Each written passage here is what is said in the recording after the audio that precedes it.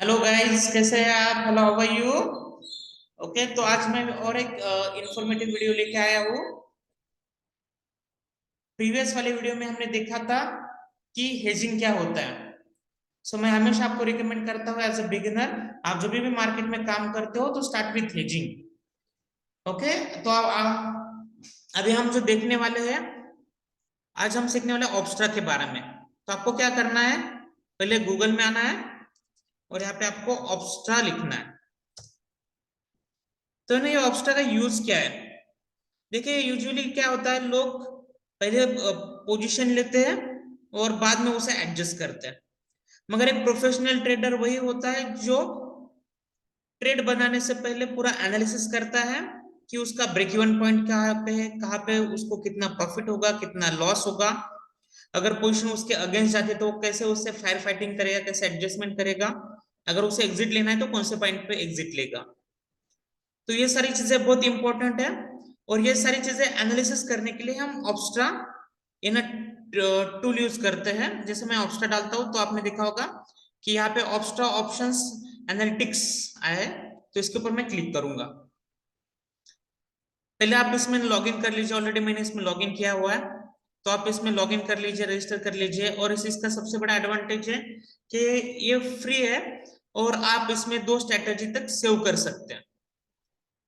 तो कभी भी ना, ट्रेड बनाने से पहले आपको क्या करना है कि आपको पहले मार्केट का डायरेक्शन समझना है कि मार्केट का डायरेक्शन क्या हो सकता है। मार्केट का क्या होगा, एक तो अप ट्रेंड रहेगा, मार्केट ऊपर जाएगा। एक तो डाउन ट्रेंड जाएगा, या तो वो साइडवेज, नहीं तो रेंज बाउंड रहेगा। तो जिस तरह का मार्केट सिनारियो, जिस तरह का आपका एनालिसिस बोलता है, उस तरह से आपको आपकी पोजीशन बनानी है। तो यहाँ पे पहले हम क्या करते हैं, बिल्डर में आते हैं। जैसे हम बिल्डर पे आते हैं तो आपको यहाँ पे मतलब एक सिस्टमेटिक वे से उन्होंने डिजाइन किया है इसे, कि अगर आप इसे यूज करते हो तो आपको कुछ भी तकलीफ नहीं होगी, आपको सिर्फ उसके स्टेप्स फॉलो करने हैं। तो उसका एडवांटेज क्या होने वाला है कि आपका कौन सा भी स्टेप मिस नहीं होगा। लॉगिन करने के बाद आपको बिल्डर दिखेगा, पोर्टफोलियो दिखेगा। ये सारे आज सिर्फ हम है ना, ये बिल्डर के बारे में देखेंगे क्योंकि ये एक स्ट्रेटजी बिल्डर है। तो इसमें आप अगर आप यहाँ पे पढ़ोगे तो यहाँ पे सिलेक्ट इंडेक्स एंड स्टॉक लिखा है। तो आप इसमें कौन इंडाइसेस में और स्टॉक में ट्रेडिंग ट्रेडिंग की पोजीशन बना सकते हो। अगर आप यहाँ पे, मैं अगर रिलायंस डालता हूं तो यहाँ पे रिलायंस आ जाएगा। रिलायंस की करंट स्पॉट प्राइस क्या चल रही है, फ्यूचर प्राइस क्या चल रही है, उसका लॉट साइज क्या है, ये सारी चीजें आपको यहाँ पे मिल जाएगी।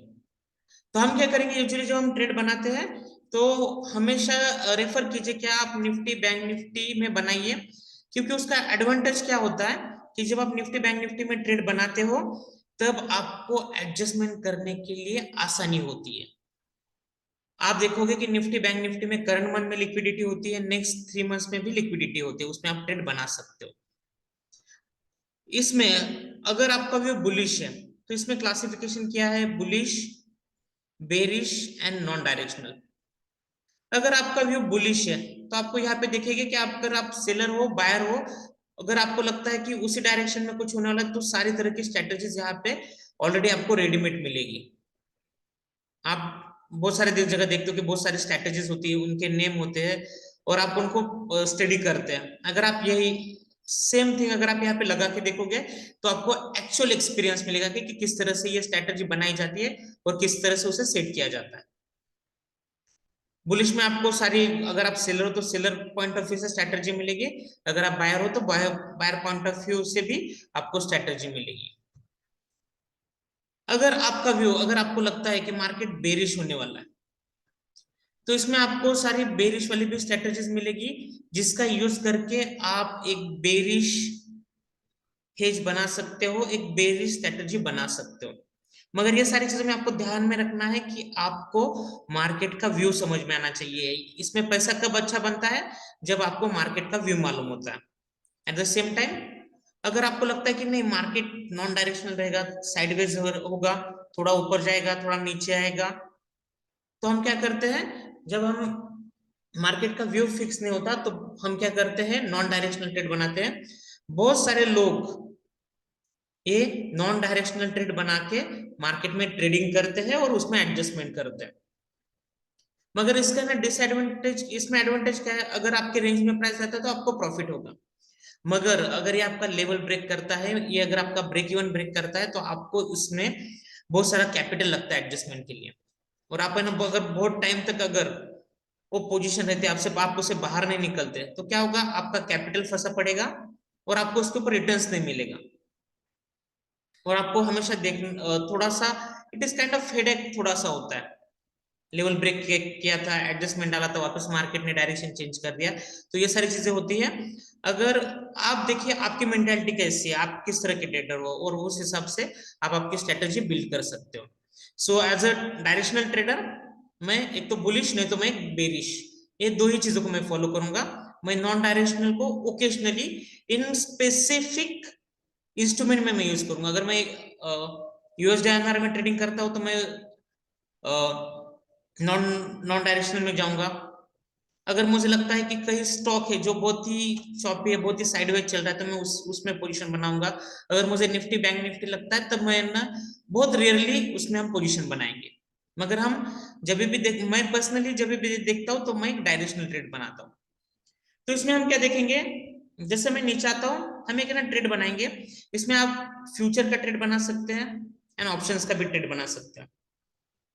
अगर आप फ्यूचर का बना रहे हो, तो आप डिफरेंट एक्सपायरी चूज कर सकते हो, और उस हिसाब से आपकी स्ट्रेटेजी आप बना सकते हो फ्यूचर में, अगर आप ट्रेड बनाते हो तो। उसी टाइम अगर आप ऑप्शंस में ट्रेड बनाते हो, तो आप यहाँ पे डिफरेंट स्ट्राइक्स ऑटोमेटिक आपको देखने की जरूरत नहीं। आप क्या कर सकते हो, डिफरेंट स्ट्राइक्स लेके आप इसमें काम कर सकते हो। और आपके पास सी पी का ऑप्शन है। अगर आपको लगता है कि आपको सी लेना है, तो आप सी ले सकते हो। अगर आपको लगता है पी लेना है, तो पी ले सकते हो। अगर आपको लगता है कि बाय करना है, तो बाय कर सकते हो। अगर आपको लगता है सेल करना है, तो सेल कर सकते हो। एट द सेम टाइम आप यहाँ पे आपके लॉट्स मल्टीपल कर सकते हो, बढ़ा सकते हो।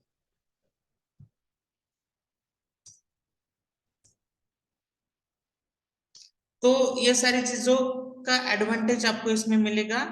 तो ये सारी चीजें आपको यहाँ पे अवेलेबल है। मगर हम क्या करेंगे, हम एक, मुझे लगता है मार्केट बुलिश रहेगा, और मैं यूजुअली यूज करता हूँ, वो यूज करता हूँ बुल कॉल स्प्रेड। अगर मार्केट ऊपर जाएगा, तो मैं आपको दिखा देता हूँ कि वो है ना किस तरह से आपको दिखेगा, उसका पे ऑफ ग्राफ किस तरह से होता है। और आप एक बार खुद होके देखिए, इसका स्टडी कीजिए। जब आपका इसका आपको इसका कंसेप्ट समझ में आएगा, तब आप इसमें खुद का इनोवेशन कर सकते हो, खुद की स्ट्राइक्स ले सकते हो, और खुद की एडजस्टमेंट कर सकते हो। बट एज अ बिगिनर, आप ये सारी चीजें एक बार देख लीजिए, ये सारी चीजें एक बार आप समझ लीजिए, क्योंकि कौन सी भी चीज में सीधा उतरने से पहले उसे हम सीख लिया करते हैं। तो अभी मैंने यहाँ पे क्या किया, एक बुल कॉल स्प्रेड बनाया है, जिसमें मैं बायर भी हूँ और मैं सेलर भी हूँ। मैंने क्या किया है, कॉल भी बाय किया है और कॉल सेल भी किया है। अगर आप देखते हो कि अगर मैं सीपी से बाय करता हूं, तो मेरा ना मैक्सिमम लॉस कितना होगा, 7,200। मगर ओके, और मेरा प्रॉफिट कितना है, अनडिफाइन है। एट द सेम टाइम आप मुझे बताएं, आपने कितना अनडिफाइंड प्रॉफिट लिया है। आदमी लॉस में रुक सकता है, प्रॉफिट में नहीं रुक सकता, that is a human psychology. तो अगर मैं मेरा लॉस को अगर मैं थोड़ा सा प्रोटेक्ट कर लेता हूँ, तो मैं मेरे प्रॉफिट को भी थोड़ा प्रोटेक्ट कर लेता हूँ। अगर मैं पकड़ लेता हूँ कि मुझे 2,000 रुपये प्रॉफिट में मैं मेरा पोजीशन बुक करूंगा, और 1,000 रुपीज के लॉस में मैं मेरा पोजीशन बुक कर लूंगा, तो ये भी आसान हो सकता है। अगर आपके फेवर में अगर पोजीशन रहती है, तो 2,000 बुक कर लीजिए आपके हिसाब से। अगर आपको लॉस बुक करना है, तो आपके हिसाब से कर लीजिए। मगर अगर आपके फेवर में भी अगर पोजीशन नहीं होगी, तभी भी आपको इसमें प्रॉफिट दिख सकता है, आपको यहाँ पे एग्जिट पॉइंट जरूर मिलेगा। तो ये सारी चीजें हम यहाँ पे देखते हैं। तो इसमें आपको पहले स्ट्राइक्स मिलती है, इसको आप एडिट भी कर सकते हैं। इसमें एडिट का ऑप्शन होता है।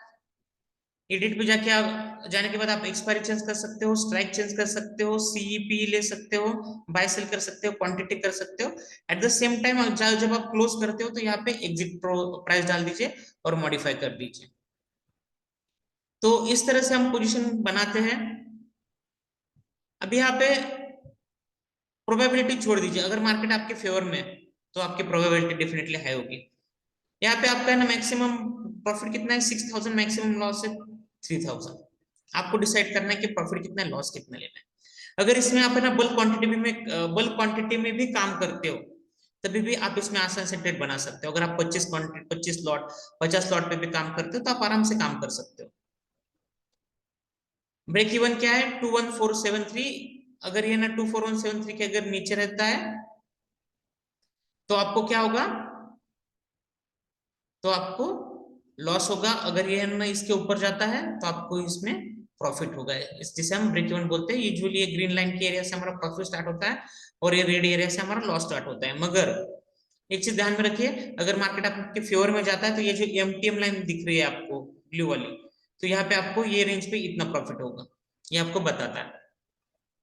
तो ये बहुत इंपॉर्टेंट है कि ये सारी चीजें हमें करनी है और इसके लिए हमें मैक्सिमम 25,000 रुपये तक कैपिटल लगता है। इसमें आपको पे ऑफ चार्ट मिलता है, इसमें आपको फ्यूचर चार्ट मिलता है कि इसकी प्रोबेबिलिटी क्या हो सकती है, अगर ये ऊपर जाएगा तो किस तरह से जाएगा, अगर ये नीचे आएगा तो कौन से रेंज में आएगा। अगर आप ग्रीक समझते हो, ग्रीक जानना चाहते हो, तो यहाँ पे ऑप्शंस ग्रीक मिलेंगे और यहाँ पे आपको करंट प्राइस इसका मिलेगा। ओके, हमने एंट्री लिया था, यहाँ पे करंट प्राइस क्या चल रहा है, आप यहाँ पे एग्जिट डालोगे तो आपको आपका पीएनएल मिल जाएगा। ये पूरी चीज होने के बाद हम क्या करेंगे, इसे सेव करेंगे। तो हमें क्या करना है, सेव स्ट्रेटजी में आना है, इसको हमें नाम देना है। हम नाम देंगे इसको बुल कॉल स्प्रेड। आप आपके हिसाब से कौन सा भी नाम दे सकते हो। इंपॉर्टेंट क्या है कि आपको अगर इसे सेव करना है, क्योंकि अगर आप एज अ बिगिनर हो, अगर आपको लगता है कि आपको इसे पेपर ट्रेड करना है, तो इस तरह से आप पेपर ट्रेड भी कर सकते हो। अगर आपको लगता है कि आपको इसे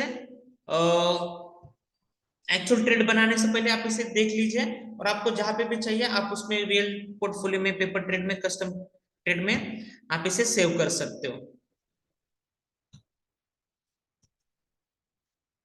और इसे क्या करना है, आपको सेव करना है। सेव करने के बाद ये कहाँ पे आ जाएगा, ये आपके पोर्टफोलियो में आ जाएगा।